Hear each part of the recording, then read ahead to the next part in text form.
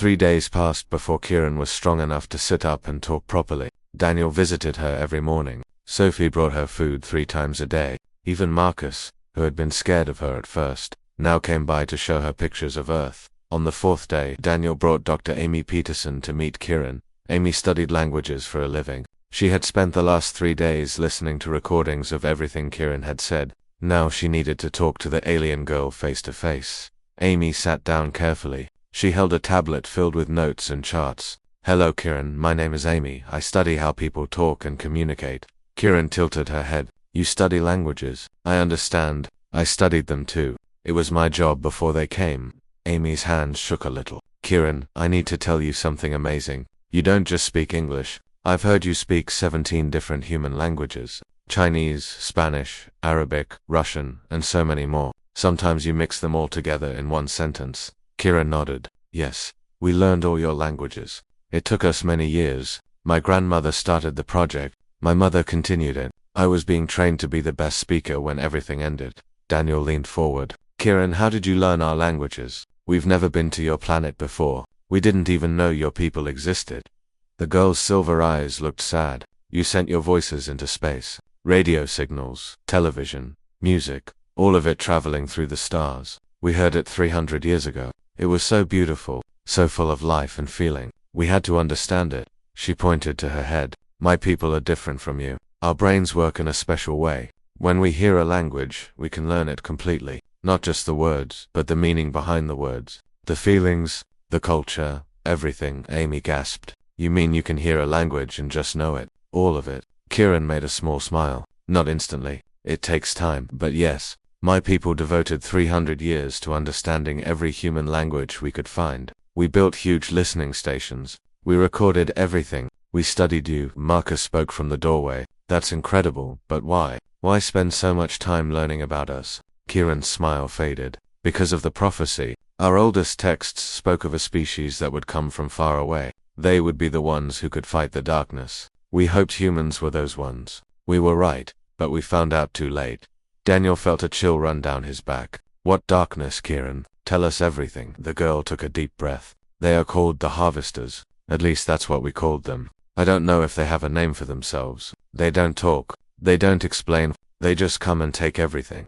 She struggled to find the right words. "Imagine a storm that eats. That's what they are. They came to our system in huge ships. Ships that looked alive, like they were made of meat and metal mixed together. They landed on our planets and started taking everything. Plants, animals, people, buildings, technology, everything." Kevin entered the room with his medical scanner. He had been listening from outside. "How long did it take?" "The invasion." Kieran's voice became flat. 17 days from start to finish. "We tried to fight. We tried to run. We tried to hide. Nothing worked. They were too fast. Too strong. Too many. By the end of the first week, half my world was empty. Just empty." She looked at her hands. "I was young.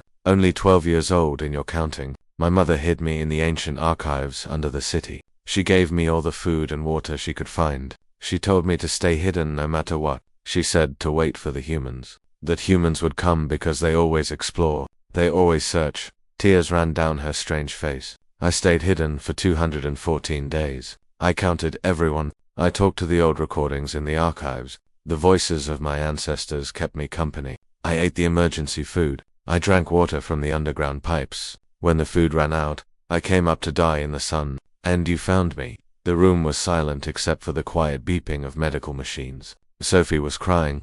Amy had her hand over her mouth. Marcus looked angry. Daniel felt a weight settle on his chest. He asked the question everyone was thinking. "Kieran, are they still out there? The Harvesters?" The girl nodded slowly. "Yes, they move from system to system. They harvest everything and then move on. My people did calculations before the end. We tracked their path through space. They're moving toward your territory. Toward Earth." Daniel stood up. "How long do we have?" Kieran closed her eyes, remembering.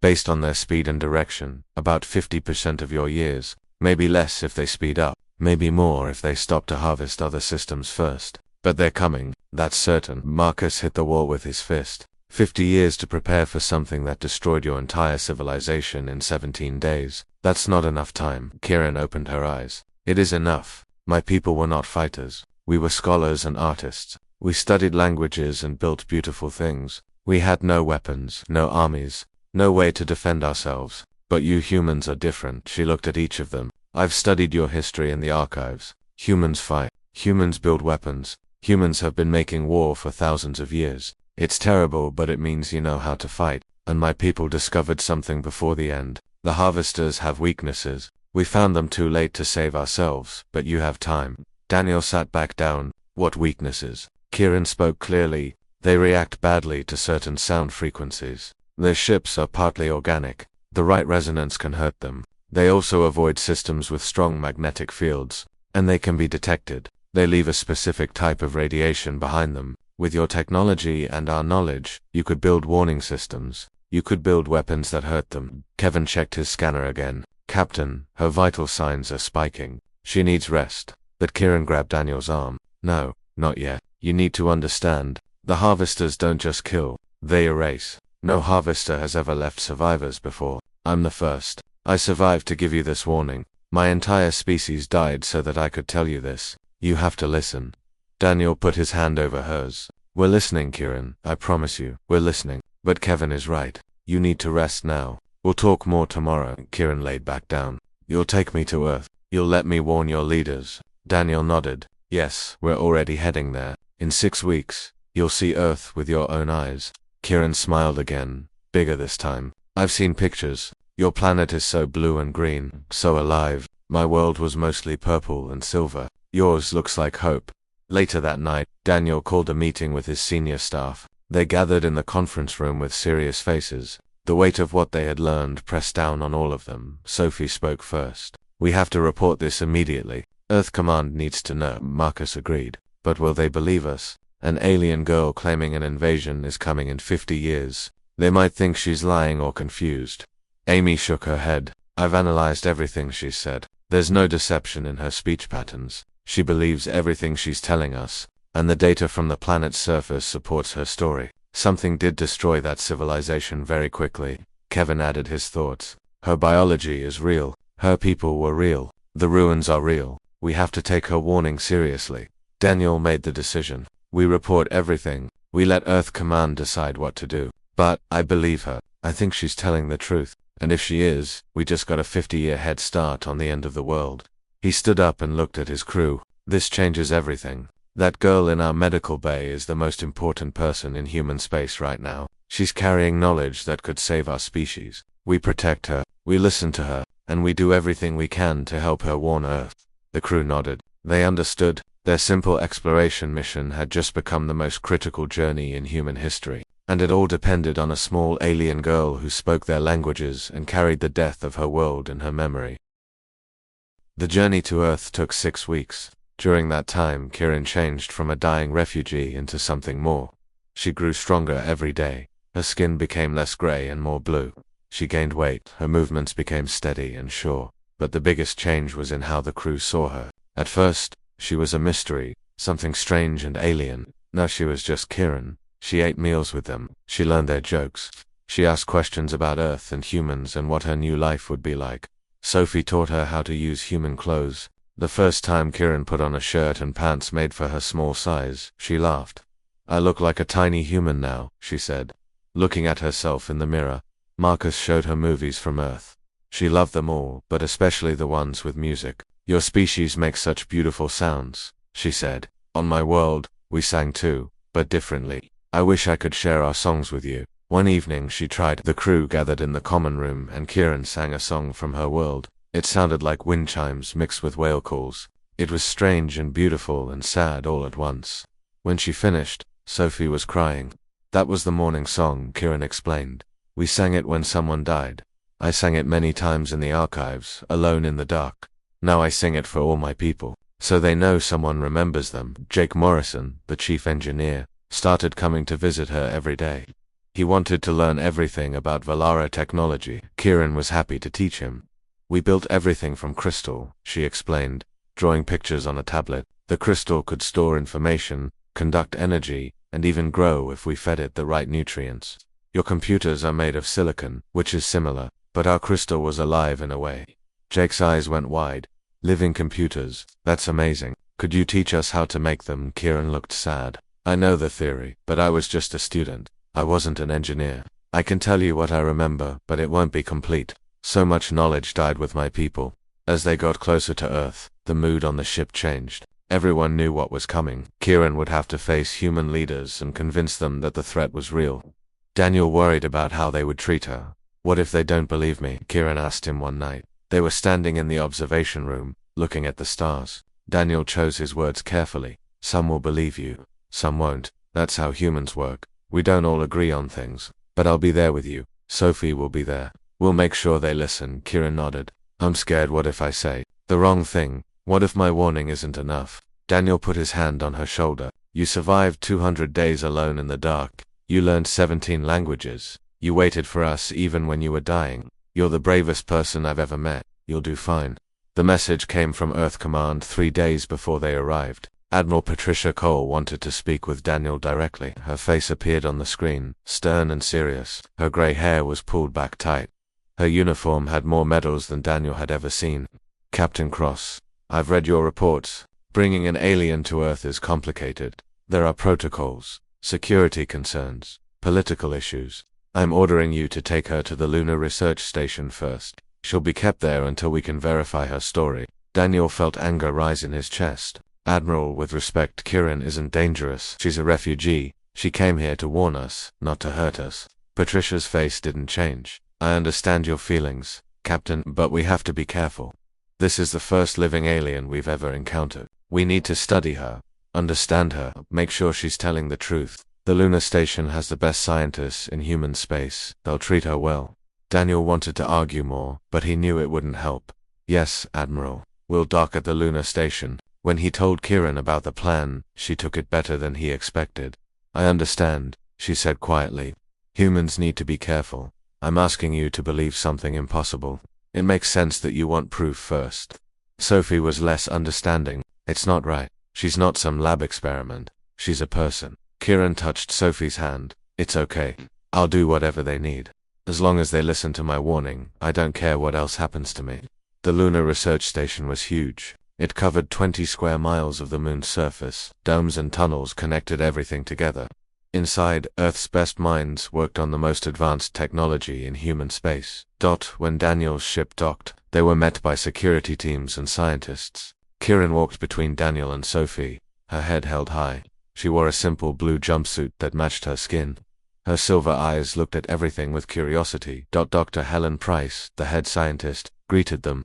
She was older, maybe 60, with kind eyes and a warm smile. Welcome, Kieran. I've been looking forward to meeting you.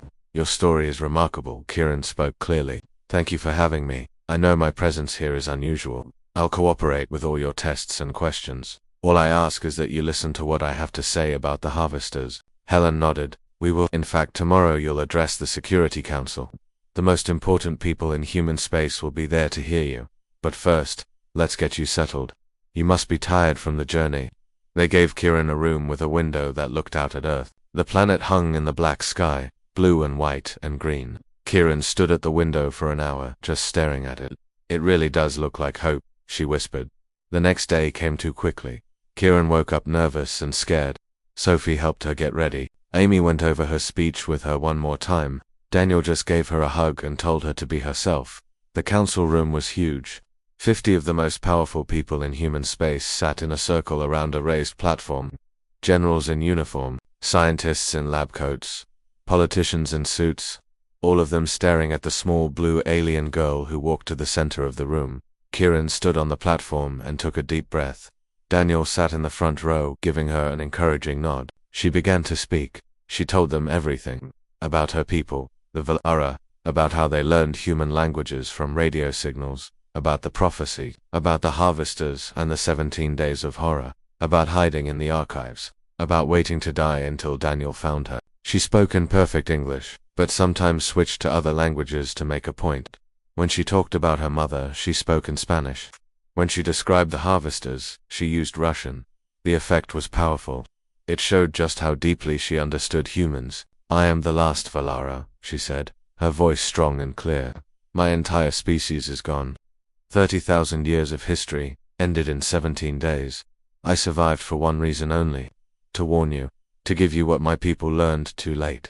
She activated a hologram. Images appeared in the air, harvester ships, data about their weaknesses, maps of their path through space, all of it saved from the Valara archives. They are coming, maybe in 50 years, maybe less, but they are coming. My people died hoping that humans would listen, that humans would fight, that humans would survive where we failed. General Raymond Clark stood up. He was old and tough-looking. Why should we believe you? You could be lying. This could be a trick to make us waste resources. Kieran looked right at him. What would I gain from lying? I lost everything. My family, my friends, my world. I have nothing left except this warning. Believe me or don't. But the harvesters don't care. They're coming whether you prepare or not. Dr. Helen spoke up. The data she's provided matches some unusual readings we've picked up in deep space. Radiation signatures we couldn't explain. If she's telling the truth, those could be traces of harvester activity. Another council member asked, how do we know your people's weapons research is correct? Maybe the weaknesses you found don't really work. Kieran answered, honestly, you don't know. My people never got to test our theories. We found the weaknesses too late. But it's better than nothing. It's a place to start. And I can help you. I remember the research. I can work with your scientists. The questions went on for 3 hours. Kieran answered every single one with patience and clarity. She never got angry, she never gave up. She just kept explaining, kept hoping, kept fighting to make them understand. Finally, Admiral Patricia stood up. I've heard enough. I believe her.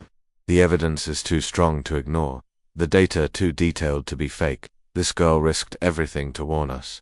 The least we can do is listen. Other voices joined hers. Not everyone agreed, but enough did. By the end of the day, the Security Council voted to create Project Sentinel, a massive effort to prepare for the Harvester threat, to build weapons and defenses based on Valara knowledge, to give humanity a fighting chance. After the meeting, Kieran collapsed into a chair. She was exhausted but smiling. Did I do okay? She asked Daniel. He knelt down next to her. You did more than okay. You just changed the course of human history. Kieran looked out the window at Earth. Good. Now maybe all those deaths meant something. Maybe my people didn't die for nothing. Sophie hugged her. They didn't. You made sure of that. That night, Kieran slept deeply for the first time since leaving her world. She dreamed of her mother and her people. But in the dream, they were smiling. They were proud, because their last child had done what they hoped. She had found the humans, she had delivered the warning. And now, there was hope.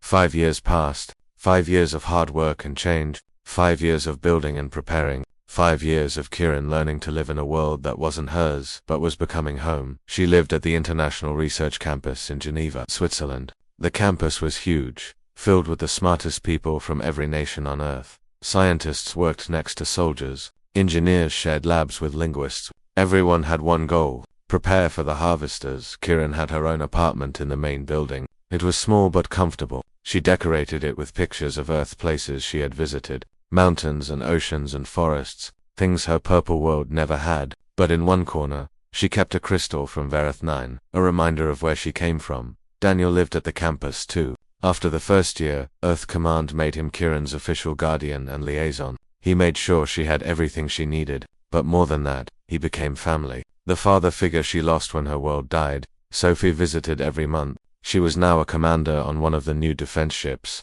but she always made time for Kieran. They would walk around the campus together, talking about life and hope and the future. Amy worked in the next building over. She and Kieran spent hours together every week. Amy recorded everything Kieran remembered about Valara, language and culture. They were building an archive, a memorial to a dead civilization. Tell me about the Festival of Voices again, Amy said one afternoon. They sat in Amy's office with recording equipment all around them. Kieran smiled. She loved talking about the good times. It happened once every year. Everyone in the city would gather at sunset. Then we would all sing together. Each person sang in a different language from the species we studied. The sound was incredible, like the universe itself was singing.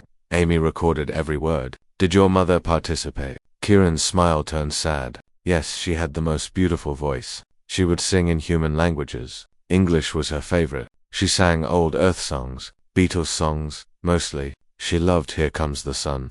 These moments were hard for Kieran. Remembering the good times hurt almost as much as remembering the end. But she pushed through the pain. Her people deserved to be remembered as more than victims. They had been artists and scholars. They had been alive. But the work at the campus wasn't all about the past. It was mostly about the future. Kieran spent her mornings in the weapons lab. She worked with human engineers to design the resonance cannons, weapons based on Velara research, weapons that might actually hurt the harvesters. Jake Morrison ran the weapons division. He and Kieran had become close friends over the years. Okay, if we adjust the frequency to 847 MHz, what happens? He asked, showing her a simulation.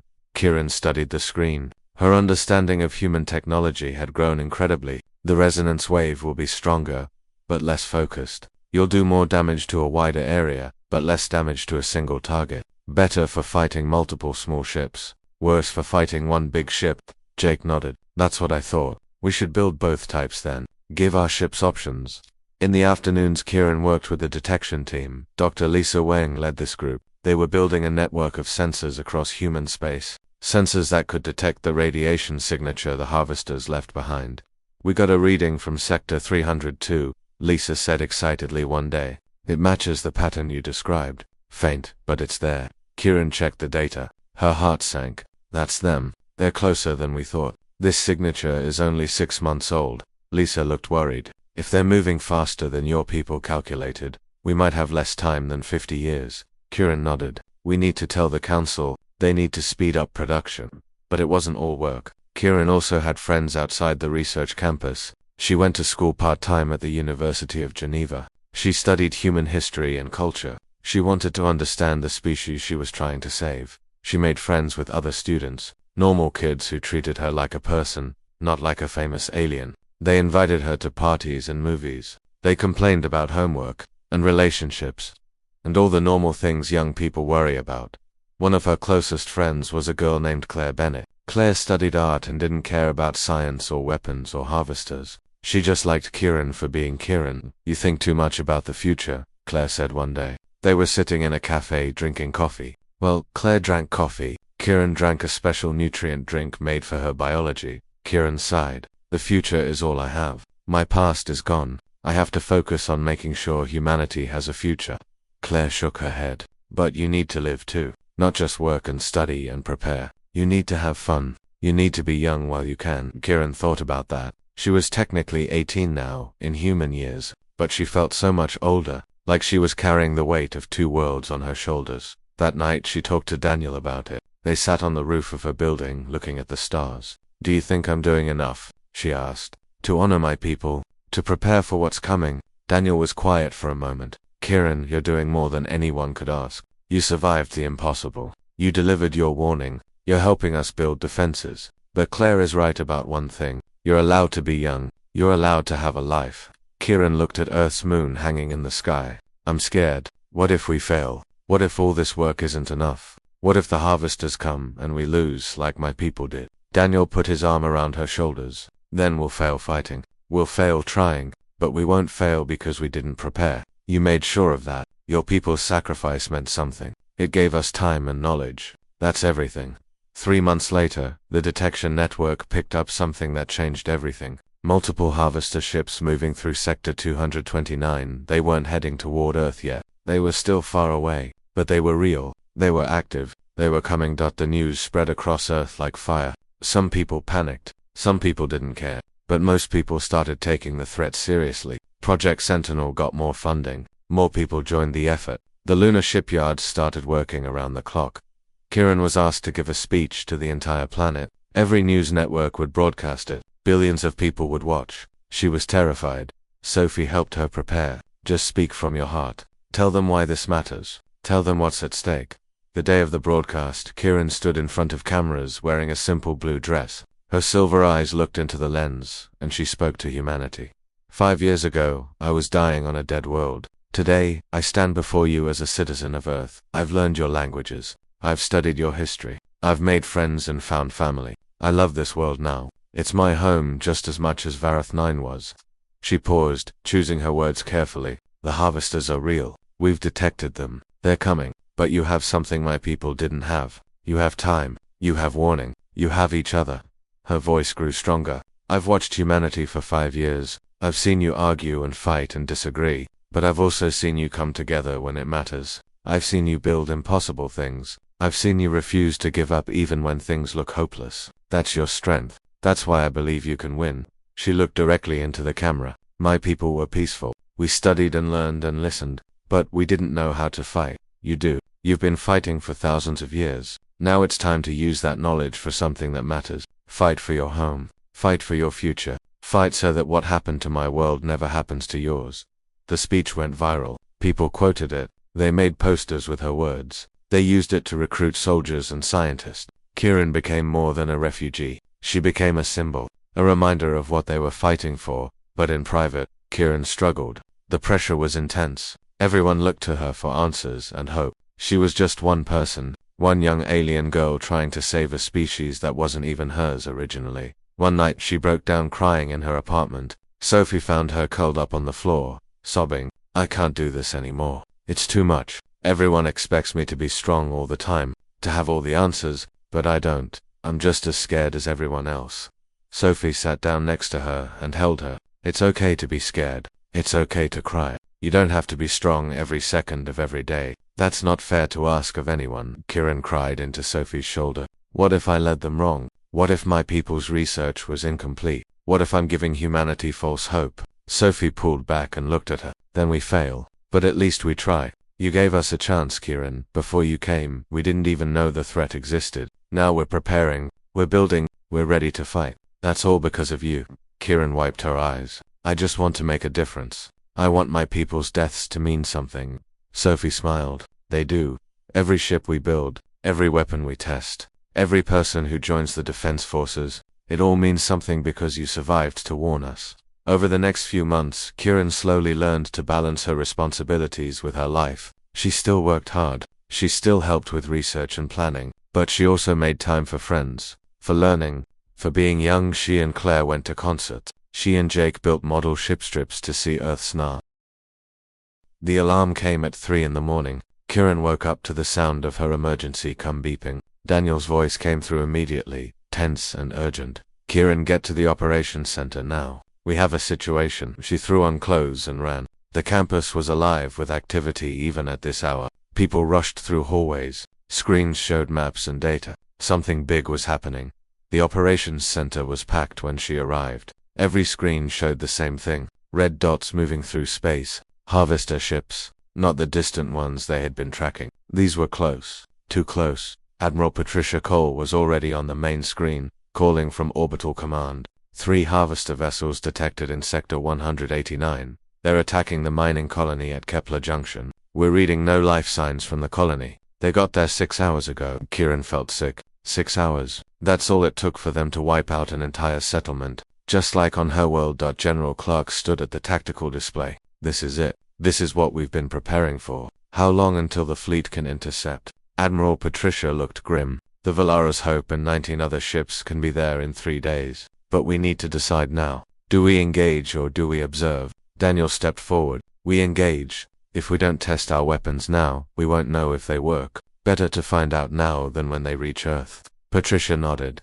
"Agreed, Admiral Cross. You'll command the fleet. Your mission is to engage the harvesters, test our weapons, and gather as much data as possible. But if things go wrong, you retreat immediately. We can't afford to lose ships this early." Kieran's heart jumped. Daniel was going into battle, against the things that killed her entire world. "I'm coming with you," she said. The room went silent. Everyone turned to look at her. Daniel shook his head. "Absolutely not. It's too dangerous." Kieran stepped closer to him. "I know more about the harvesters than anyone alive. I can analyze their movements. I can spot weaknesses in real time. You need me on that ship." Patricia interrupted. "She's right, Daniel. Kieran has spent 5 years studying every piece of data we have. She knows their patterns. She should be there."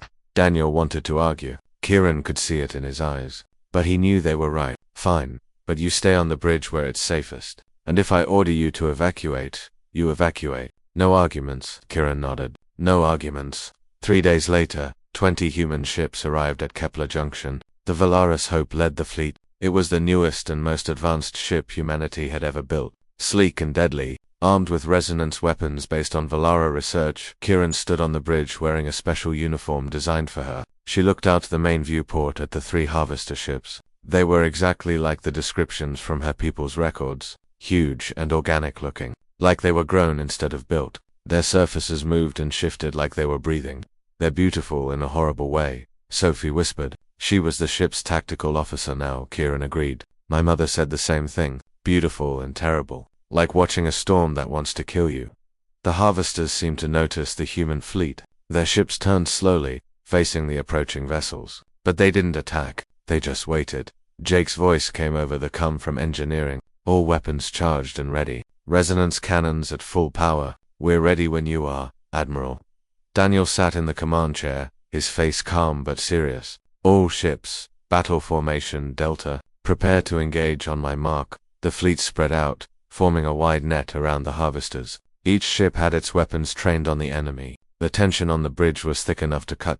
Daniel gave the order. Fire. 20 ships fired at once. Beams of resonance energy struck the harvester vessels. For a moment, nothing happened. Then the ships shuddered. Their organic surfaces rippled and tore. Dark fluid leaked into space. Direct hit, Sophie reported. We're causing damage. But the harvesters recovered quickly. They returned fire with weapons humans had never seen. Beams of red energy that cut through space. 2 human ships took hits. Their shields held, but barely. They're adapting, Kieran said, watching her sensor readings. They're adjusting their biology to resist our frequency. We need to change it.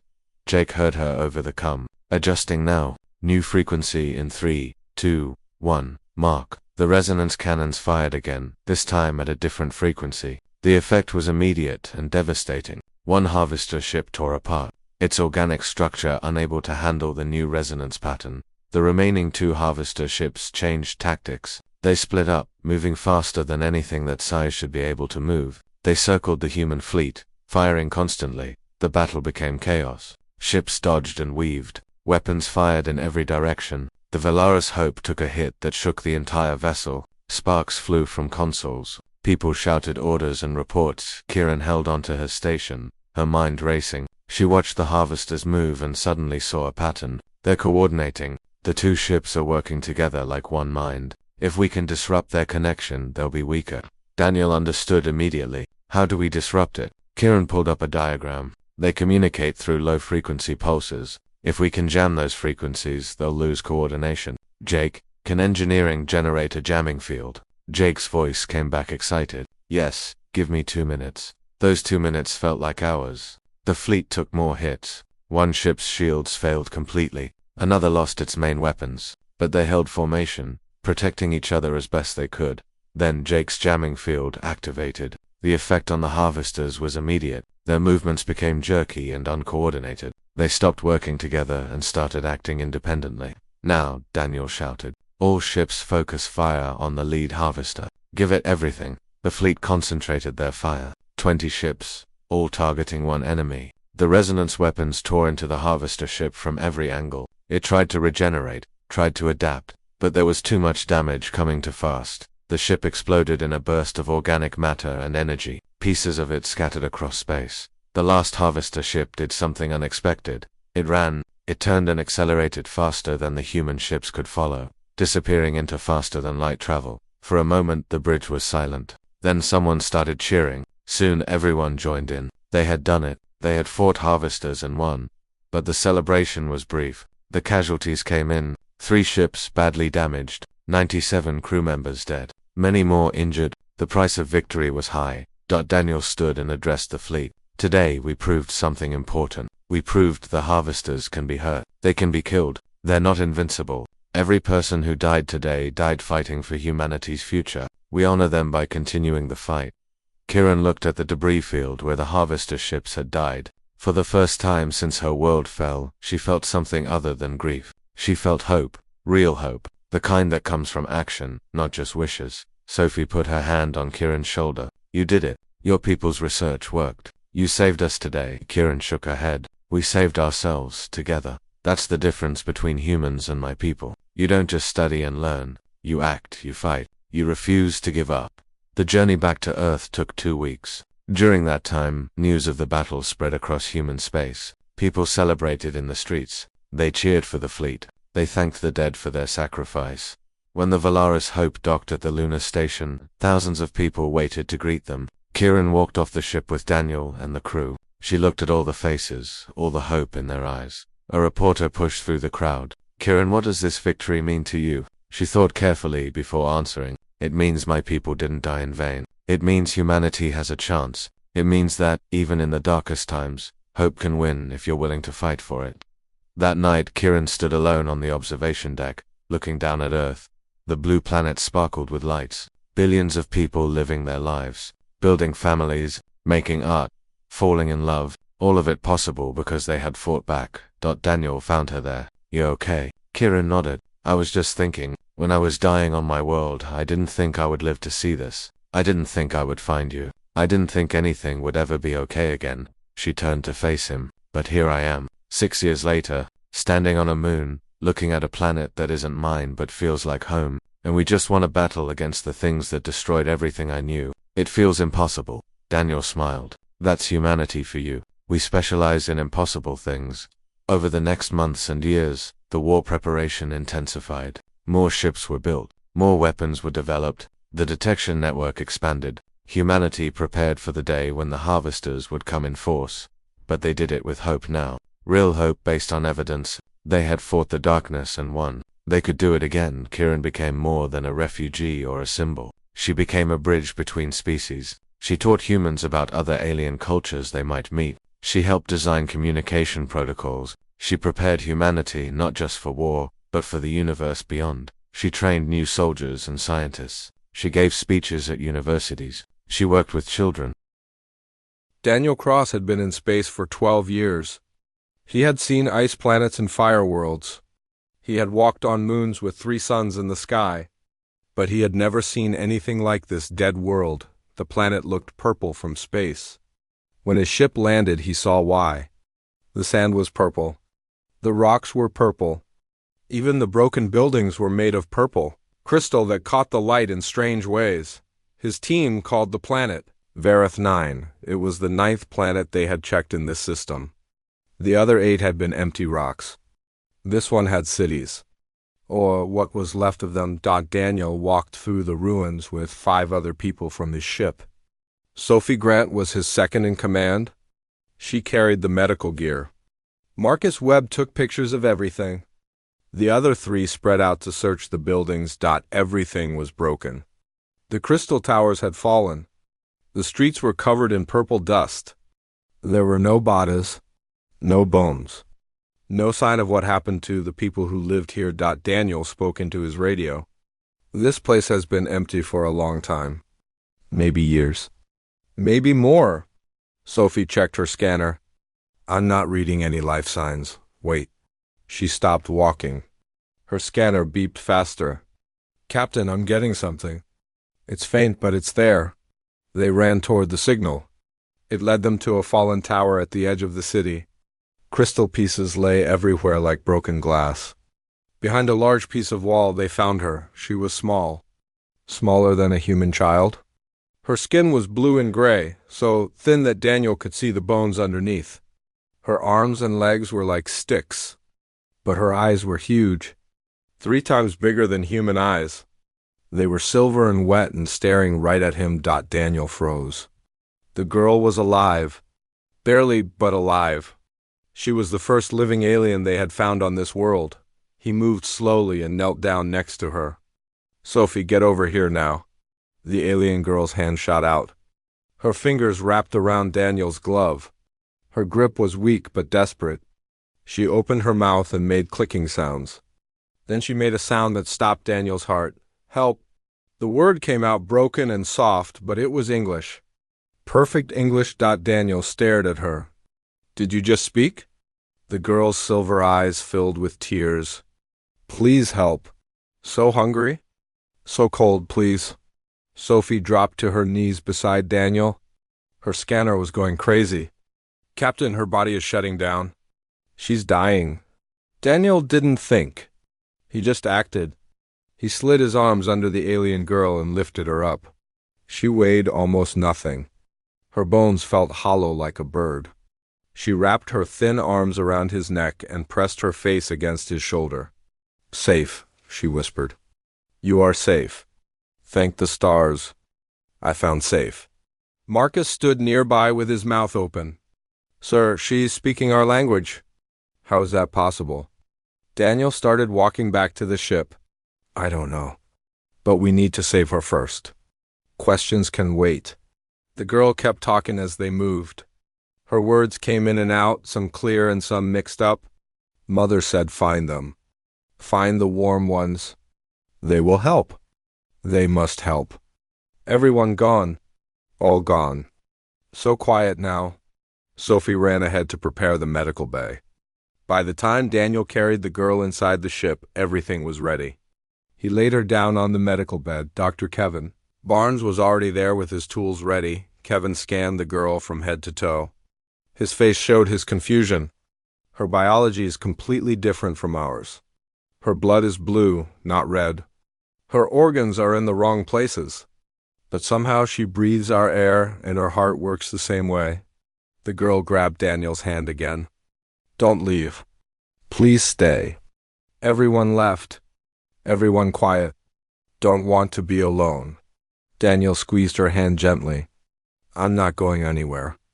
You're safe now. Sophie came back with a bag of clear liquid. We made a basic nutrient mix. It should work with her biology. At least I hope it does. Kevin attached the tube to the girl's arm. The liquid started flowing into her body. For a long minute, nothing happened. Then the girl's breathing got easier. Her eyes became more focused. Better, she said. Feels better. Thank you. Thank you so much. Daniel pulled up a chair and sat next to the bed. Can you tell me your name? The girl thought for a moment. Name is Karen. I am Karen. You are human, yes? You are the ones we heard. Heard? Marcus asked from the doorway. What do you mean? Kieran's eyes moved to Marcus, then back to Daniel. Your voices. Your songs. They crossed the stars. We listened for so long. We learned your words. We thought if we could speak like you would understand us. You would help us. Kevin checked his scanner again. Captain, her vital signs are getting stronger. The nutrients are working. She's going to make it. Relief washed over Daniel. Kieran, what happened here? Where is everyone? The girl's eyes went dark. Her voice became flat and empty. They came from the darkness between stars. They don't talk. They don't stop. They just take everything. Our people. Our cities. Our world. They took it all in 17 days. I hid in the deep places. The old places where the food was stored. I stayed there until the food ran out. Then I came up here to die. She looked at Daniel with those huge silver eyes. But you came. You found me. Just like Mother said you would. The humans always come. They always help. Sophie wiped her eyes. Marcus looked away. Even Kevin, who prided himself on staying professional, had to clear his throat. Daniel held Kieran's hand. We found you and we're going to take care of you. You're not alone anymore. Kieran smiled. It was a strange smile on her alien face, but it was real. I knew you would come. I learned all your languages. English and Spanish and Chinese and more. I learned them all so I could talk to you. So you would know I was waiting. Over the next 3 days, Kieran got stronger. The medical bay became her home. She ate the special food Kevin made for her. She drank water that tasted clean. She slept without fear for the first time in months, but the questions kept growing. How did she learn human languages? Who were the ones who destroyed her world? And why did her people know about humans when humans had never met them before? Daniel knew these answers would change everything. This small alien girl who spoke perfect English was more than just a survivor. She was a warning, and humanity needed to listen.